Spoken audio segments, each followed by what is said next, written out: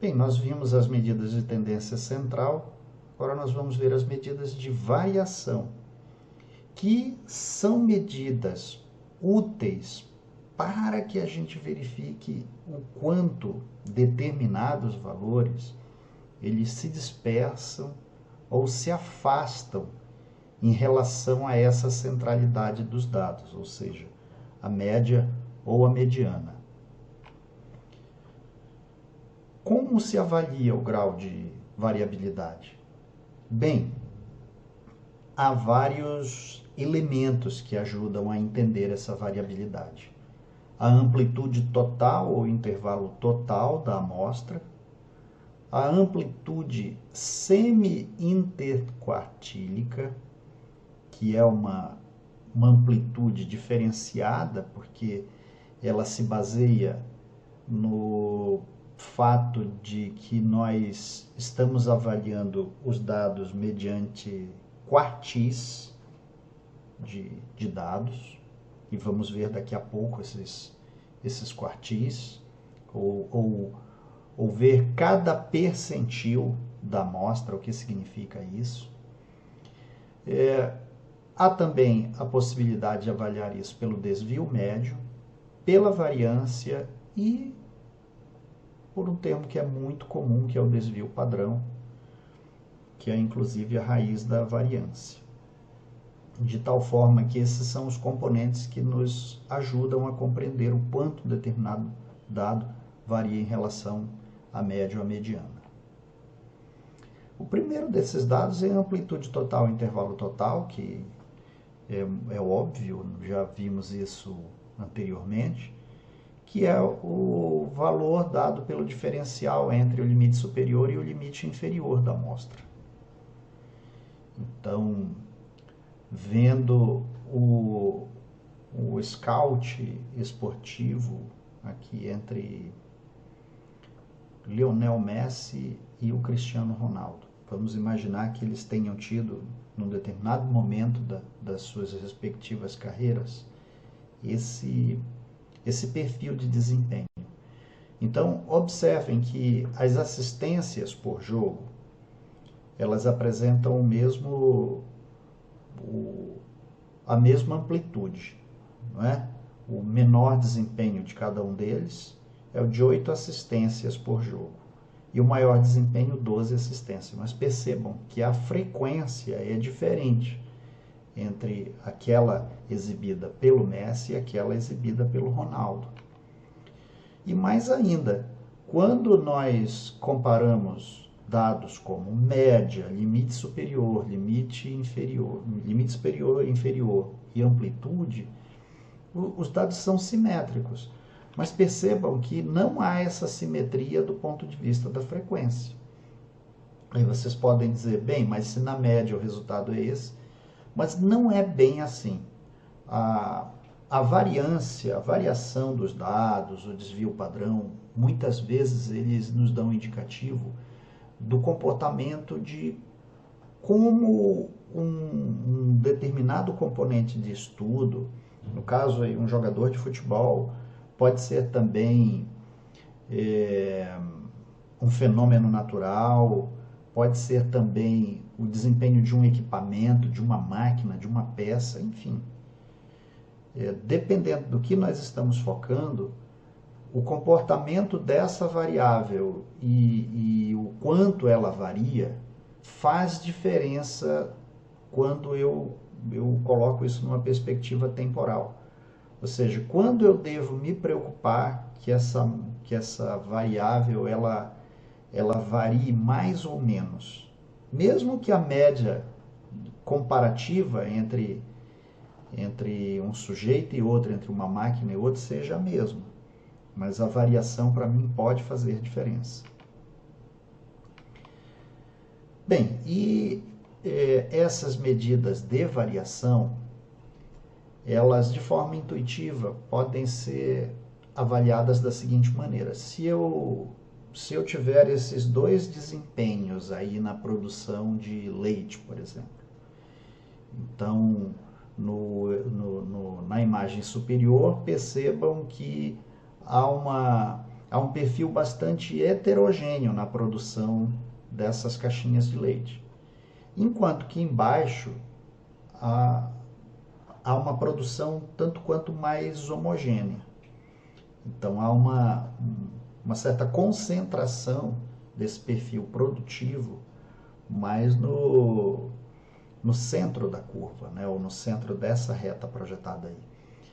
Então há uma diferença significativa na forma como esses dados se dispersam dentro desse perfil produtivo. Isso para nós tem implicações muito importantes. Um componente que nos ajuda a entender o quanto um determinado valor se afasta da média e, lógico, reconhecendo que ele se afasta, explicar por que há esse afastamento, seja quando ele é superior à média, seja quando ele é inferior.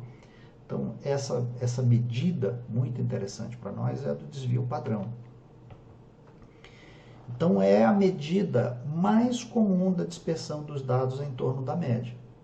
E ele mostra, ele aponta, ele caracteriza o quanto os dados se afastam da média.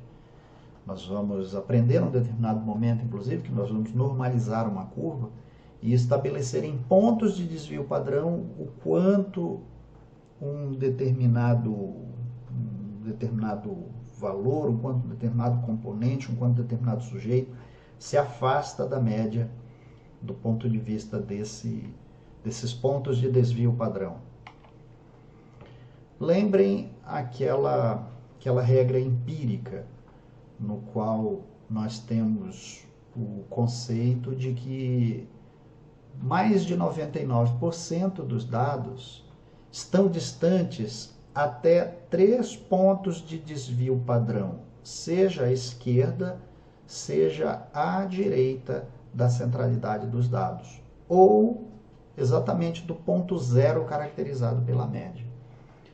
Então, é bastante importante ter a ideia de que dentro de uma distribuição normal, será atípico um valor de desvio padrão muito elevado.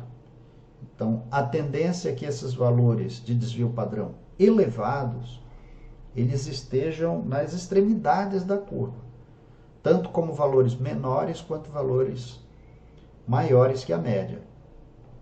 Então, voltando para esse gráfico que nós já vimos numa aula passada, idades de estudantes do ensino superior.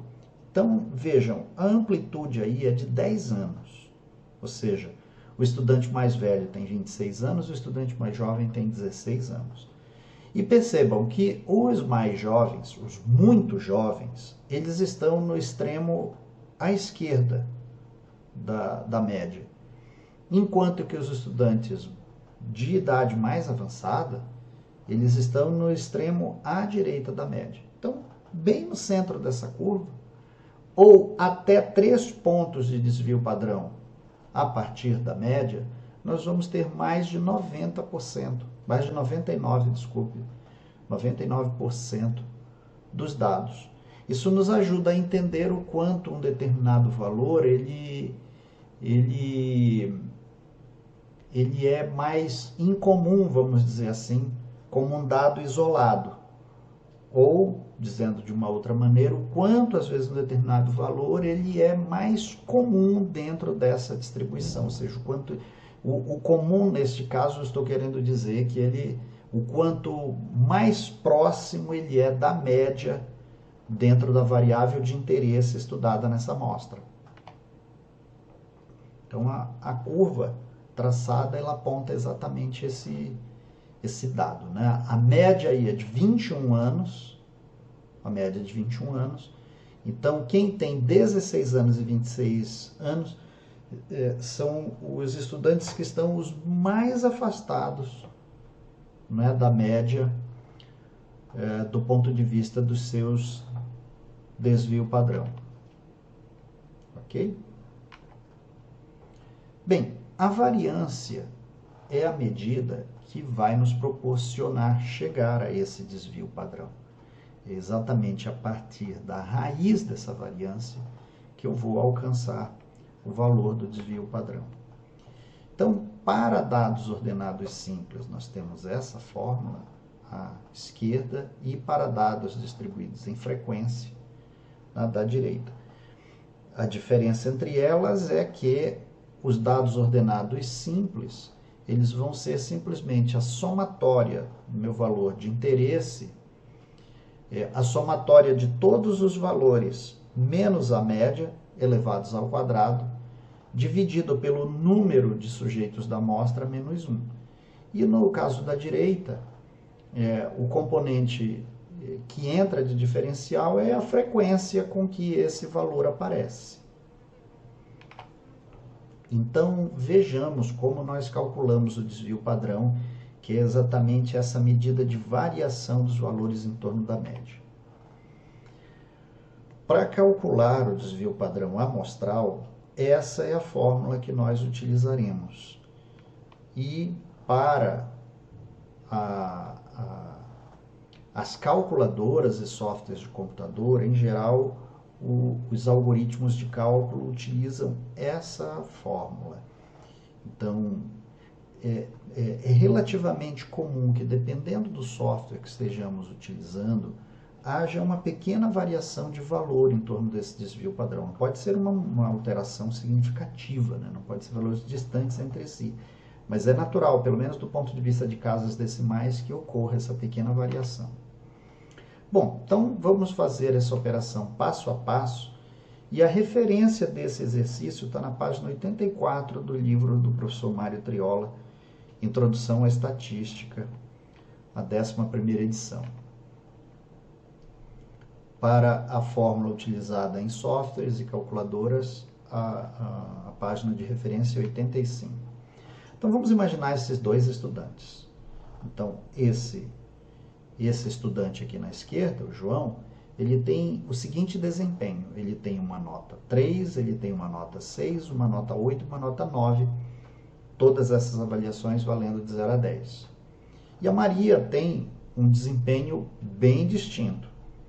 Tem uma nota 2, uma nota 4, depois teve uma recuperação formidável. Tirou nota máxima nas duas provas finais. Muito bem, se eu fizer a média do desempenho do João, eu vou encontrar que ele tem uma média de 6,5. Enquanto a Maria, se eu também fizer o cálculo da média, ela vai ter esse mesmo valor, 6,5. Então, eles, no final das contas, eles têm um desempenho médio similar. Mas vocês observem, do ponto de vista do perfil de desempenho isolado em cada prova, os valores são distintos.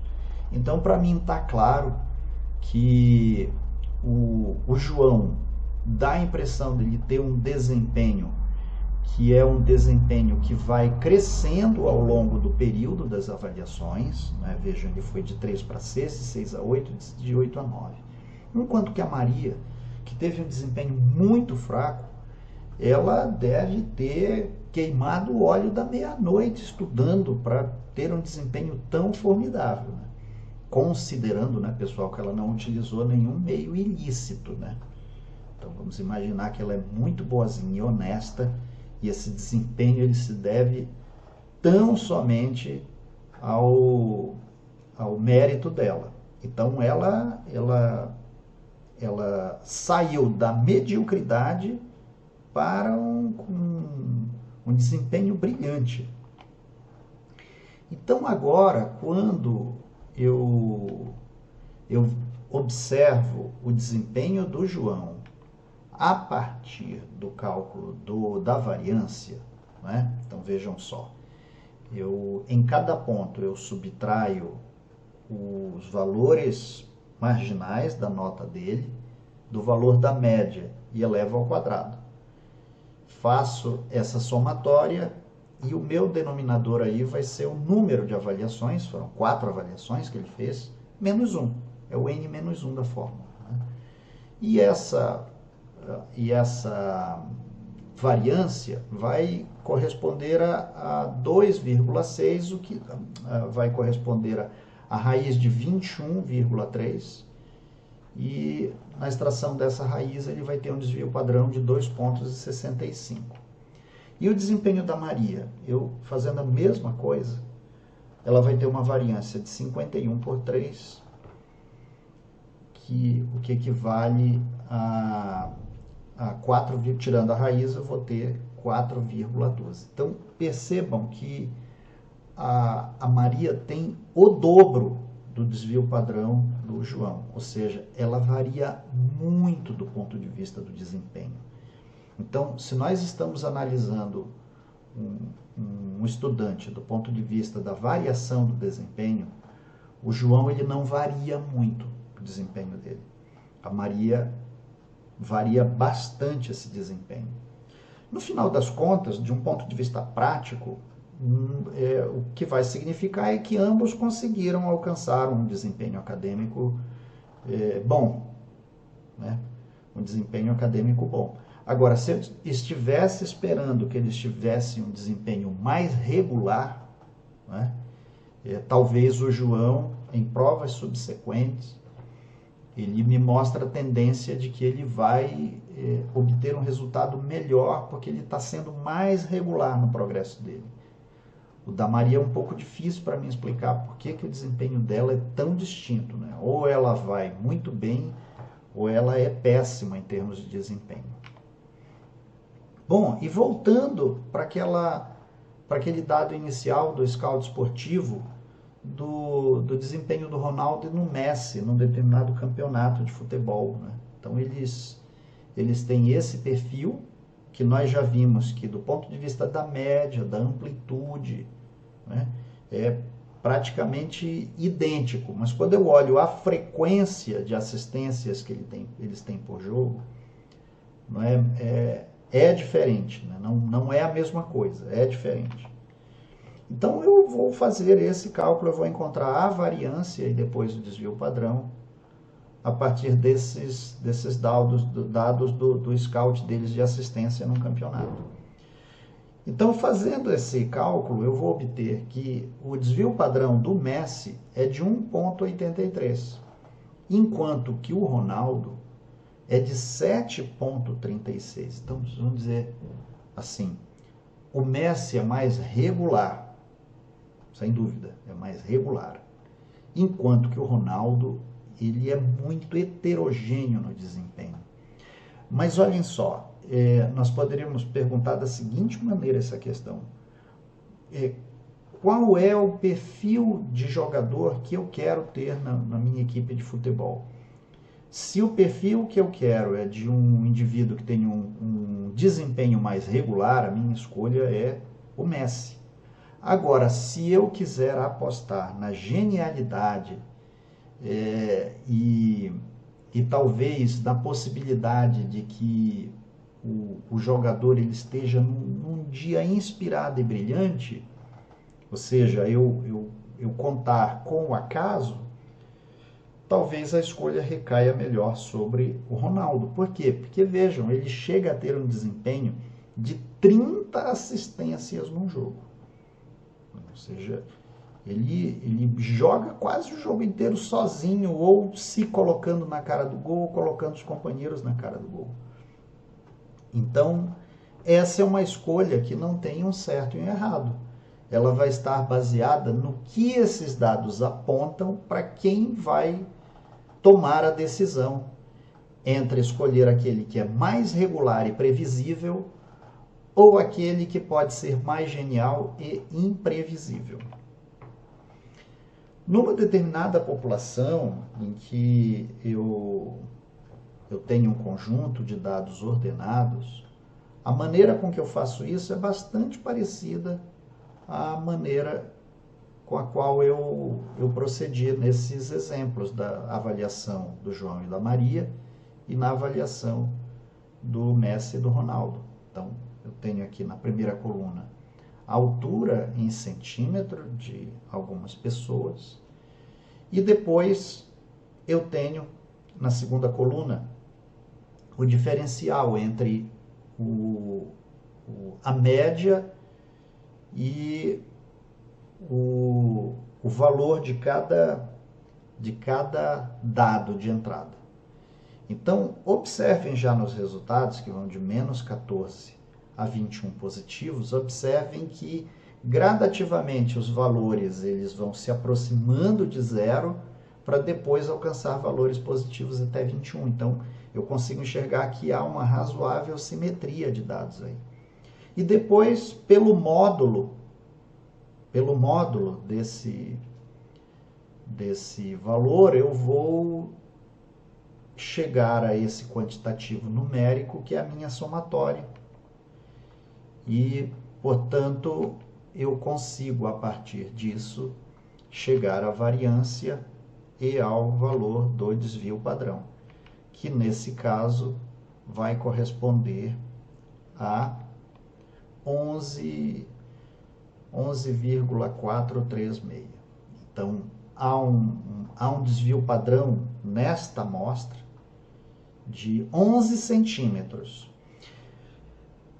Um juízo de valor em relação a isso só faz sentido quando eu estou buscando alguma referência daquilo que me interessa do ponto de vista da variável, né?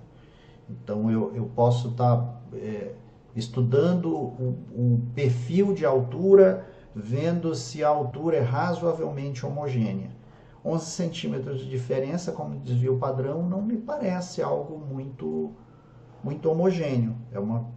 E numericamente olhando para a amplitude dessa pequena amostra, eu vejo que é bastante heterogêneo, né? Então, o menor indivíduo tem 135 centímetros e o maior indivíduo 170 centímetros. Então, é uma diferença muito significativa entre os dois extremos dessa amostra. Portanto, nesse caso aí, o desvio padrão ele acompanha esse diferencial dos valores da amostra. Ele é um desvio padrão mais elevado. Quando nós trabalhamos com uma distribuição de frequência, não é muito diferente o princípio para chegar até esse resultado, né? Tal como lá atrás, a solução que nós encontrávamos para calcular a média numa distribuição de frequência, ela se baseava no ponto médio, aqui também. Então, observem que eu subtraio da média, que nesse caso eu sei que é de 30 anos, eu subtraio o valor de cada ponto médio. Então, a média 30 é subtraída do 19,5, que é o ponto médio da primeira classe. Exatamente o 19,5 é equidistante de 18 e 21. E assim sucessivamente. E depois, eu multiplico esse valor resultante ao quadrado multiplicando pela frequência. E o resultado, esse somatório, ele vai me dar a oportunidade de aplicar na fórmula, né? Então, aí encontrei cada ponto médio, a média, vou alcançar esse somatório e, extraindo a raiz, eu tenho o valor de desvio padrão, que é de 6,26. No caso, 6,26 anos. Então, cada ponto de afastamento da média, nesse caso, equivale a 6,26 pontos. Bem, então, olhem só, tomando esse exemplo, no qual eu tenho uma média de salários que corresponde a R$ 2.750. E o desvio padrão corresponde a R$ 111,70.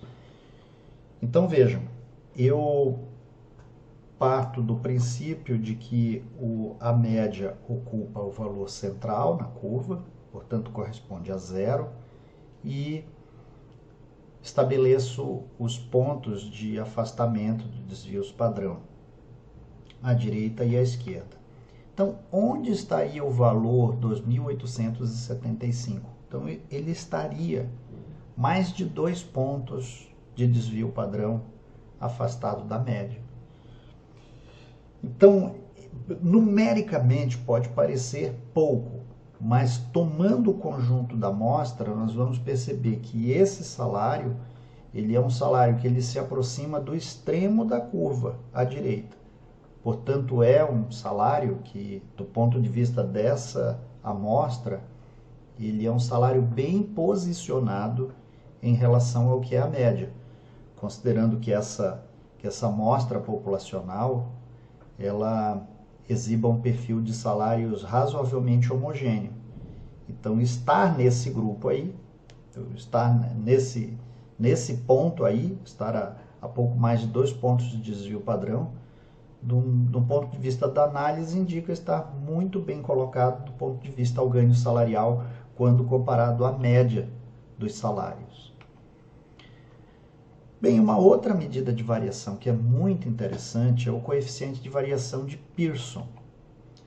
E ele indica a magnitude relativa do desvio padrão quando comparado com a média do conjunto de valores. Isso é muito interessante quando eu estou pretendendo estudar o quanto um determinado produto variou, por exemplo, em relação ao tempo. Eu posso estabelecer esse coeficiente a partir de uma série histórica e conseguir entender melhor essa variação do ponto de vista temporal.